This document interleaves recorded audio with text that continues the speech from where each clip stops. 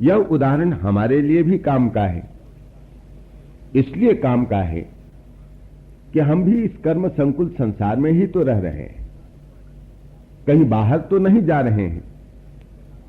जाने का रास्ता भी हमारे लिए नहीं है। तो ऐसे संसार में रहते हुए, कर्म करते हुए, क्या हम भी ब्रह्म ज्ञानी बन सकते हैं? इसका उत्तर गीता देती है, हां, ब्रह्म ज्ञानी तुम संसार में रह करके भी बन सकते हो, कर्म करते हुए भी बन सकते हो। पर हां, कर्म करने का तरीका जान लेना चाहिए। क्या जो अभी कर्म करता हूं वह छोड़ देना पड़ेगा? जो व्यवसाय में करता हूं क्या उसे छोड़ देना पड़ेगा? कारखाना चलाता हूं उसे छोड़ देना पड़ेगा? अध्यापन का कार्य करता हूं, कृषि कर्म करता हूं, वह छोड़ देना पड़ेगा? गीता कहती है नहीं। कर्म का जो बाहरी रूप है जिसमें तुम लगे हुए हो, उस बाहरी रूप को त्यागने की आवश्यकता नहीं है। पर कर्म करते समय मन का जो भाव है, उस भाव में परिवर्तन लाना होगा। भाव में परिवर्तन आने से ही कर्म में बहुत शक्ति आ जाती है और वह हमें भगवान के साथ जोड़ने के लिए सबसे उपयुक्त साधन बन जाता है। यही बात इस तीसरे अध्याय में बारंबार कही गई है। तो भगवान ने पहले कह दिया अर्जुन से, अर्जुन, मैंने पहले भी बता दिया है, दो रिश्ताओं की बात पहले भी कही है। तेरी बुद्धि भ्रमित हो रही है, इसका कारण यह है कि तू अधिकारी है कर्मयोग का और तू जाना चाहता है ज्ञान के रास्ते, इसीलिए मुश्किल हो रही है। तू यदि अपने अधिकार पर चिंतन करे कि तेरा पथ कौन सा है, तो तेरे भीतर में यह शंका उत्पन्न नहीं होगी, भ्रम पैदा नहीं होगा।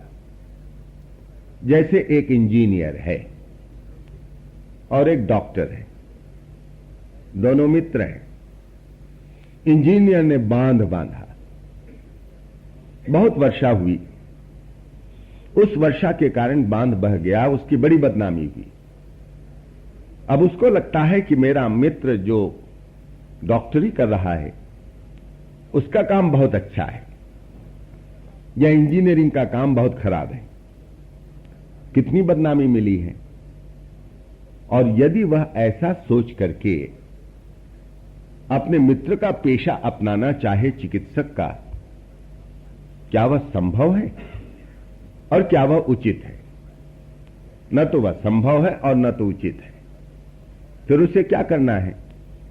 अभी जो उसके जीवन में प्रतिक्रिया आई है, उस प्रतिक्रिया को धीरे धीरे दूर करना होगा। ठीक है, इसमें मेरी कहां गलती थी?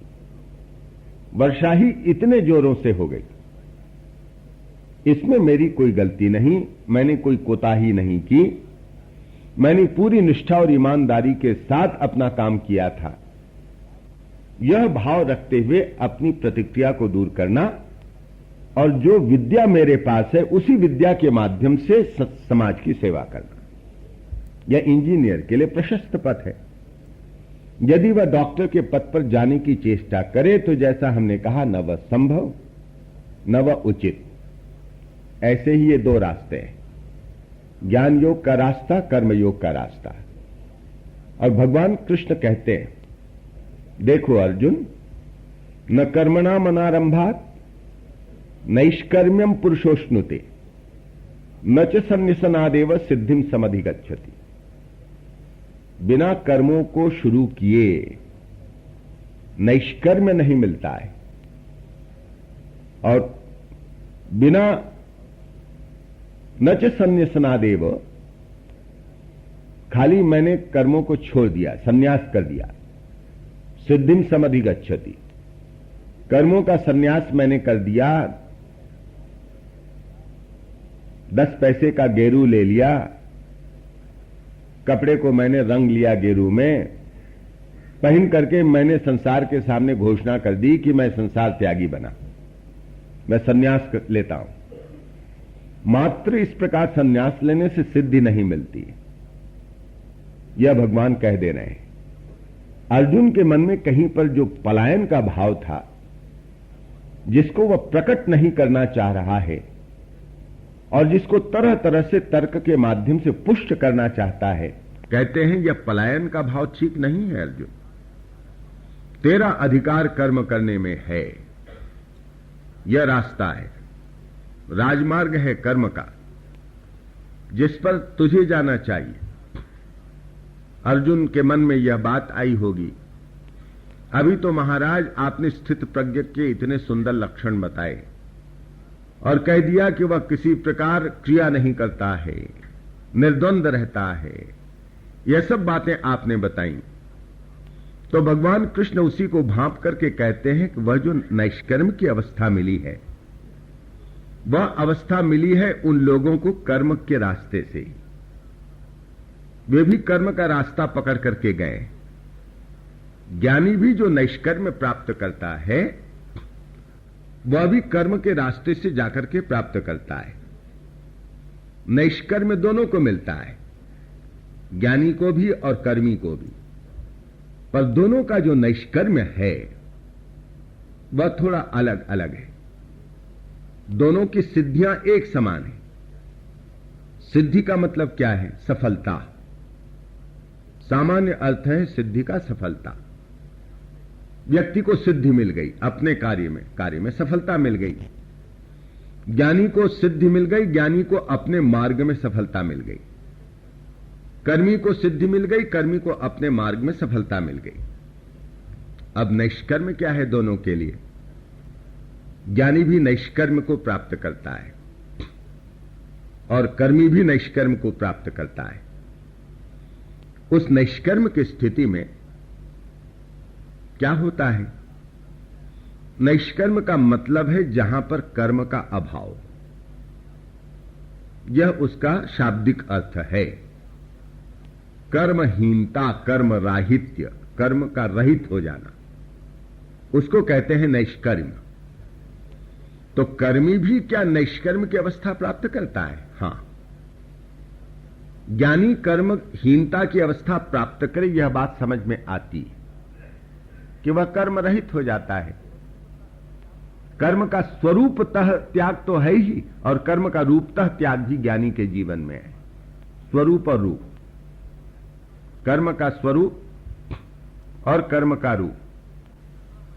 कर्म का रूप से त्याग करना माने मैंने कर्म को छोड़ दिया, मैं कर्म करता दिखाई नहीं देता हूं, पर मेरा जो मन है वह कर्म कर रहा है। मेरे भीतर में कर्ता भाव है।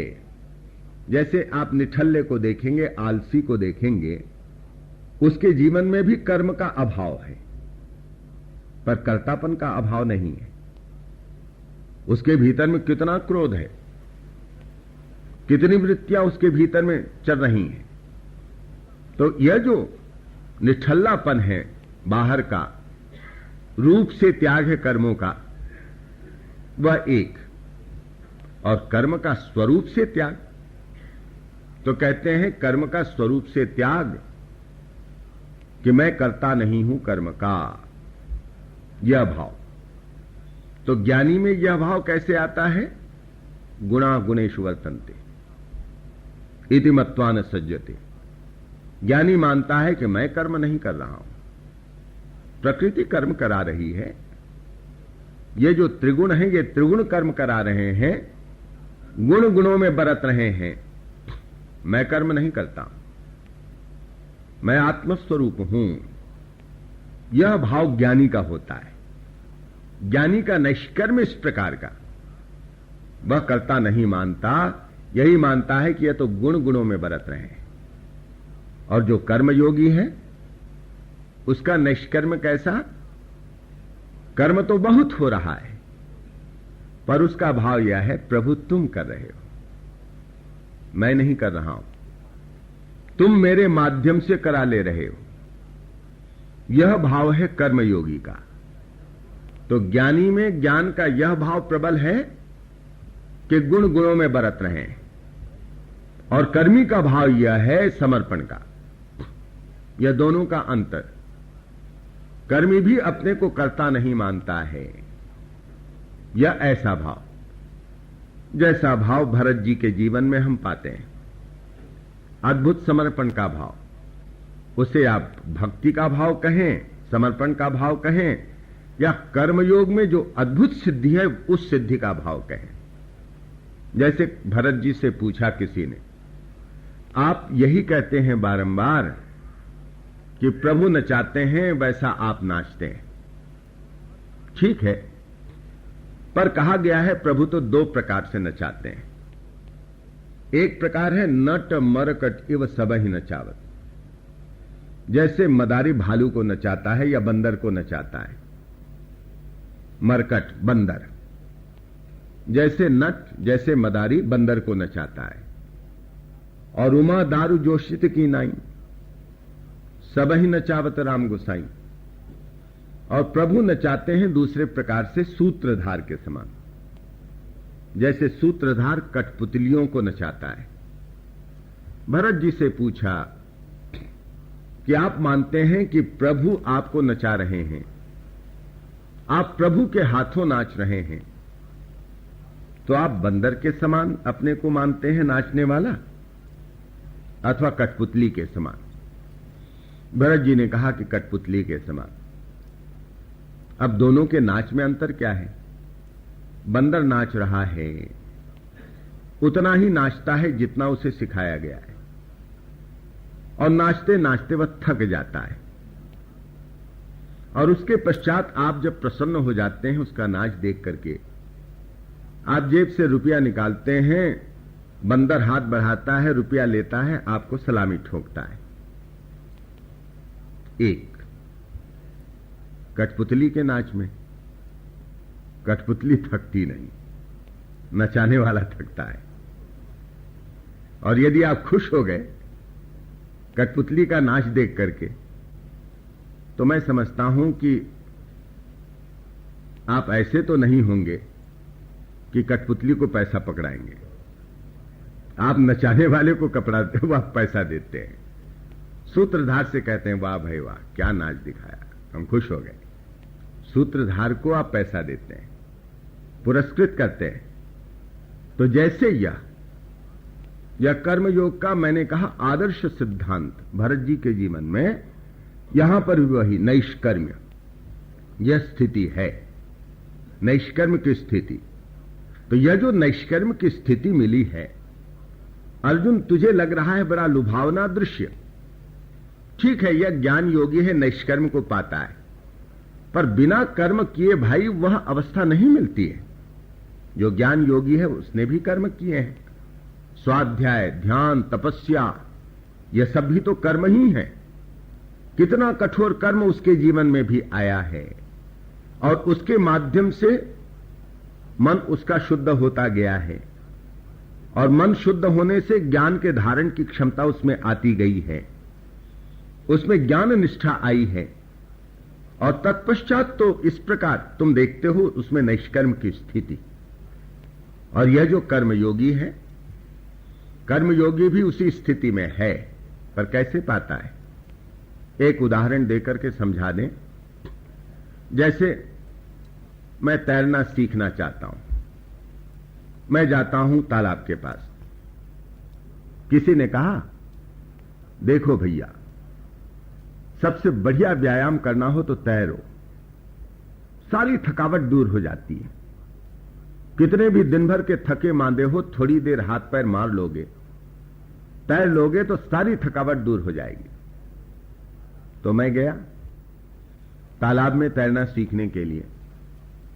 तो पहली स्थिति यह है कि पहले तो मुझे लगता है मैं डूब न जाऊं, डर ही लगता है, मैं सरोवर में उतरना ही नहीं चाहता हूं। एक यह स्थिति है। दूसरी स्थिति यह है कि सरोवर में उतर करके हाथ पैर मारता हूं, पहले पहल तैरना सीखता हूं तो कितना थक जाता हूं, तब नहीं मालूम पड़ता कि तैरने से थकावट दूर होती है, अंग अंग दुखने लगते हैं। ऐसा लगता है कि इस तैरने की क्रिया ने मेरे जीवन में बहुत थकावट ला दी है। और तीसरी स्थिति क्या आती है? जब मैं तैरना सीख गया और चित्त लेटा हुआ हूं जल पर। अब यह जो चित्त लेटा हूं, कर्म का अभाव है, नैष्कर्म की स्थिति है, पर इसमें कर्म है या नहीं है? घोर कर्म है। यह जो संतुलन रूपी कर्म है, मैं दूर से देखता हूं वह व्यक्ति चित्त लेटा है, पद्मासन लगा लिया है और जल में सोया हुआ है। कितना घोर कर्म है उसके जीवन में, उस घोर कर्म के कारण कितना संतुलन है। और यह जो घोर कर्म का संतुलन उसके जीवन में दिखाई देता है, वही थकावट को हरता है। उसकी सारी थकावट चली गई, फ्रेश हो गया, तरोताजा हो गया। कहता है कि आधा घंटा बस ऐसा मैं सोया रहा और मेरी सारी थकावट दूर हो गई। पर इसको पाने के लिए मैं भी देखूं और देखा देखी जाकर के लेटूं तो पहले ही डूबता हूं। वैसे ही तो तैरना नहीं आता और जाकर के लेटने की कोशिश करूं, पानी में डूबने लगता हूं। तो एक सबसे पहली स्थिति अकर्म की, जब मैं पानी में उतरना ही नहीं चाहता, यह अकर्म। और जाकर के हाथ पैर मारता हूं, तैरना सीखता हूं, थकावट आती है, कर्म। और जब मैं चित्त सो जाता हूं, नैष्कर्म। यह तीन स्थितियां हैं। तो यह जो नैष्कर्म की स्थिति है, भगवान कृष्ण कहते हैं न च कर्मणा मनारंभात्। अरे कर्म शुरू ही नहीं करेगा तो तुझे नैष्कर्म मिलेगा कैसे? बड़ा बढ़िया लुभावना तुझे लगता है कि व्यक्ति चित्त लेटा हुआ है। अरे पर भले मानस, यह तो उसे मिला है कितना तैरना पड़ा है, कितना हाथ पैर मारना पड़ा है, तब तो यह स्थिति आई है। और तू बिना कर्म किए ही वह स्थिति पाना चाहता है। यह भाव और सिद्धि जो मिलती है खाली सन्यास कर देने से, कर्मों का कह देने से कि आज से मैंने कर्म त्याग दिया। अरे बाहर से त्याग सकता है, पर भीतर से वही स्थिति बताते हैं। नहीं कश्चित क्षणमपि जातु तिष्ठत्य कर्म कृत कार्यते ही अवश्य कर्म सर्व प्रतिजरि गुणि। अर्जुन, एक क्षण के लिए भी कोई आदमी कर्म को त्याग करके नहीं रह सकता है। त्यागने की चेष्टा करे तो प्रकृति बलात् लगाती है कर्म करने में। तू कैसे त्यागेगा कर्म को? तो कर्म योगी के लिए रूपतः कर्म का त्याग नहीं है, स्वरूपतः त्याग है। मैं कर्मों को रूप से त्याग दूं, बाहर से सब कर्म को ही त्याग दूं, नहीं संभव होता है। यह कहा गया है, कहते हैं कर्मेंद्रियाणि संयम्य यास्ते मनसा स्मरण इंद्रियार्थान विमूढ़ात्मा मिथ्याचार सौच्यते। कर्मेंद्रियों को तो मैंने नियंत्रित किया, बाहर से ऐसा दिखाता हूं कि मेरी कर्मेंद्रियां काम नहीं कर रही, मैं योगी बन करके बैठ गया। किसी ने कहा क्या हो गया? अरे मैंने कपड़ा रंगा लिया, अब मैं योगी बन गया। तो क्या हो गया? अब कर्म नहीं करूंगा। मैंने कर्मेंद्रियों को रोक लिया, रोक तो लिया, हाथ पैर को रोक लूं, वाणी को रोक लूं, ठीक है, पर मन यास्ते मनसा स्मरण, मन से तुम स्मरण कर रहे हो विषयों का? कहते हैं हां, इंद्रियार्थान विमूढ़ात्मा मिथ्याचार से उच्यते। भगवान ने कहा वो मिथ्याचारी है। कर्मेंद्रियों को तो रोक लिया और मन से तो सारा भोग कर रहा है। क्या मतलब है? यह मिथ्याचारी है। कहते हैं यस्तु इंद्रियाणि मनसा नियम्य आरभते अर्जुन कर्मेंद्रिय ही कर्मयोगम असक्त स विशिष्यते। तो कहते हैं कि देख अर्जुन, जो इंद्रियों पर नियंत्रण लाता है मन के द्वारा और नियंत्रण ला करके कर्मयोग का आरंभ करता है, कैसे करता है? कर्मेंद्रिय ही, इन कर्म की इंद्रियों के द्वारा कर्मयोग का आरंभ करता है, असक्त और अनासक्त होकर के, उसको कहते हैं वह विशेष है व्यक्ति। ऐसा ही तू कर, इस प्रकार का तू कर्म कर। यहां पर भगवान कृष्ण बारंबार यही कहते हैं। तो यहां पर आज की चर्चा को हम विराम देंगे। कल से तो 6 बजे से 7 बजे तक का समय रखा जाएगा। तो यह जो आज की चर्चा हमने की 1-2 मिनट में और तो कहेंगे नियतम कुरु कर्मत्वम कर्म ज्यायोष कर्मणा शरीर यात्रा भी चते न प्रसिद्ध्येत्य कर्मणा। हां, कहते हैं नियतम कुरु कर्मत्वम, नियत कर्म तू कर। नियत माने स्वभाव प्राप्त। कल इस पर हम विवेचन करेंगे जो सहज रूप से हमें प्राप्त है। शिक्षक को शिक्षकी कर्म सहज रूप से प्राप्त है। एक कारखाना चलाने वाले को कारखाने का कर्म सहज रूप से प्राप्त है। यह जो सहज रूप से प्राप्त मेरा जो कर्म है उसी को स्वभाव प्राप्त कर्म कहते हैं। तो नियतम कुरु कर्मत्वम, उसको तू कर। कर्म ज्यायो ह्यकर्मणा, अकर्म की अपेक्षा कर्म श्रेयस्कर है। और तू अकर्म में स्थित होना चाहेगा तो देख शरीर यात्रा भी नहीं चलेगी। तू चुपचाप बैठा रहेगा, तुझसे शरीर यात्रा के लिए भी तो चलना पड़ता है। शरीर में जो समस्याएं हैं उन समस्याओं के निराकरण के लिए भी तो चलना फिरना पड़ेगा, कर्म करना पड़ेगा। या और फिर एक रसायन देते हैं, वही रसायन है कर्मयोग का। यज्ञ अर्थात कर्मणः अन्यत्र लोकोयम कर्म बंधनः तदर्थम कर्म कौन्तेय मुक्त संग समाचर। अरे यज्ञार्थात कर्मणः अन्यत्र लोकोयम कर्म बंधन, यज्ञार्थ जो कर्म किए जाते हैं उनको छोड़ करके अन्य जो कर्म होते हैं वे बंधन कारक होते हैं। तो यज्ञार्थ कर्म कर, मुक्त संग होकर के विचरण कर। कितना सुंदर, मानो यहां पर चित्रण कर रहे हैं कि मुक्त संग होकर के यज्ञार्थ कर्म तू करना। यज्ञ की भावना से जो कर्म किए जाते हैं वे यज्ञ क्या है, गीता की परिभाषा के अनुसार उसको हम कल देखने का प्रयास करेंगे। आज यहां पर ही वाणी को विराम देते हैं। हरिओम तत्सत। समागत देवियों और सज्जनों, श्रीमद् भगवत गीता के तीसरे अध्याय पर चिंतन चला हुआ है। कल 9वें श्लोक तक हमने विचार किया था और उसमें यह देखा था कि किस प्रकार भगवान कृष्ण कर्म करने पर जोर दे रहे हैं अर्जुन के लिए, और यह कहते हैं कि कर्म बंधन किस प्रकार लगेगा नहीं। कर्म में स्वाभाविक बंधन होता है। जो भी कर्म हम करते हैं वह हमारे लिए बंधनकारक होता ही है, उसमें बांधने की क्षमता होती ही है। पर एक रसायन है जिससे युक्त होकर के कर्म किया जाए तो उस बंधन को वह काट देता है, उसे छिन्न कर देता है। जैसे कटहल को काटा जाए तो उसका दूध हाथों में चिपकेगा ही,